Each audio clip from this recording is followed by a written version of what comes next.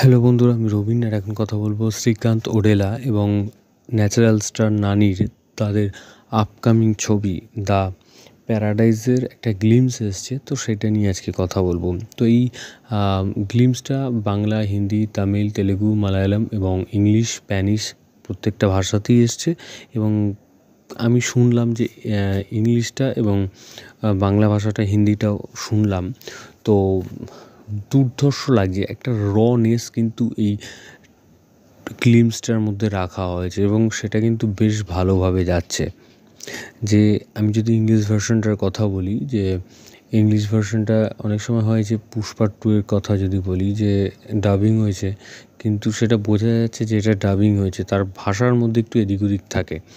কিন্তু এই সিনেমাটার ক্ষেত্রে, দ্য প্যারাডাইজের ক্ষেত্রে এই জিনিসটা কিন্তু নয়। মনে হচ্ছে না এই সিনেমাটা এই ভাষাতেই তৈরি হয়েছে, মানে এতটা সুন্দর লাগছে এবং এতটা রনেস। তা আমি তো প্রথমে ভাবছি এরা বাবা, মানে প্রথমে দেখার পর আমি বললাম কী রে, এটা মানে এরকম ধরনের যে ভাব এরকম এর আগে কোনো সিনেমাতে দেখা যায়নি। সৃজিত মুখার্জির ওই একটা ওই 22 শ্রাবণে কিছুটা শুনেছিলাম, কিন্তু এতটাও নয়। তো সেটা কিন্তু খুব ভালোভাবে যাচ্ছে এবং ভালো লাগছে। এবং এখানে যদি আমি নানির কথা বলি, তো নানির লুকটা যা দেওয়া হয়েছে দুর্ধর্ষ। মানে তাকে সাইড দিয়ে এবং ব্যাক শটে একটা জায়গায় দেখা যাচ্ছে তার যে লুক, তার যে চেহারা, মানে এরকম এর আগে আমি দেখিনি।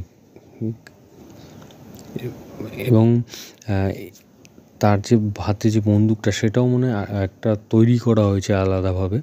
এবং তার হাতে যে অস্ত্র আছে সেটাও মানে দুর্ধর্ষ লাগছে।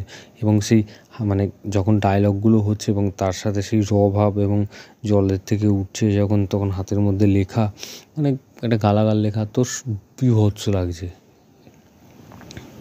এবং এখানে অনিরুদ্ধের যে মিউজিক দারুণ হয়েছে। মানে সে যেরকম করছিল একঘেয়ে একটা মিউজিক, তো সেখান থেকে একদম আলাদা হাটকে একটা মিউজিক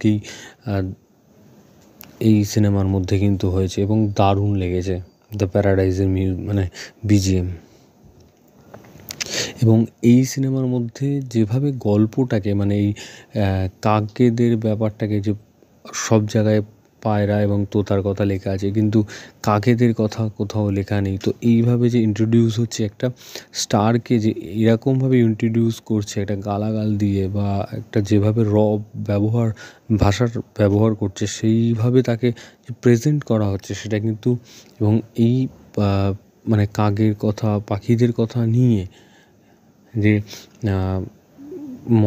ময়না বা তোতা বা এই পায়রাদের কথা সব জায়গায় লেখা আছে কিন্তু কাকেদের কথা লেখা নেই, তো সেইভাবে এন্ট্রি নিচ্ছে, তো দুর্ধর্ষ লাগছে। এবং এই গল্পটা মানে আমরা সেই কেজিএফের ধরনেরই একটা গল্প কিন্তু দেখতে পারি। মানে একটা যে নিরীহ মানুষদেরকে এক শ্রেণীর মানুষ যারা মানে পা দিয়ে মারছে, তো তাদের থেকে একজন উঠে এসে এই জাতিটাকে বাঁচাবে, তো এরকমই একটা গল্প হতে চলেছে। কিন্তু গল্প যেরকমই হোক, কিন্তু তার যে প্রেজেন্ট, তার যে মানে যেভাবে ডেলিভার্ড হচ্ছে সেটা কিন্তু দুর্ধর্ষ।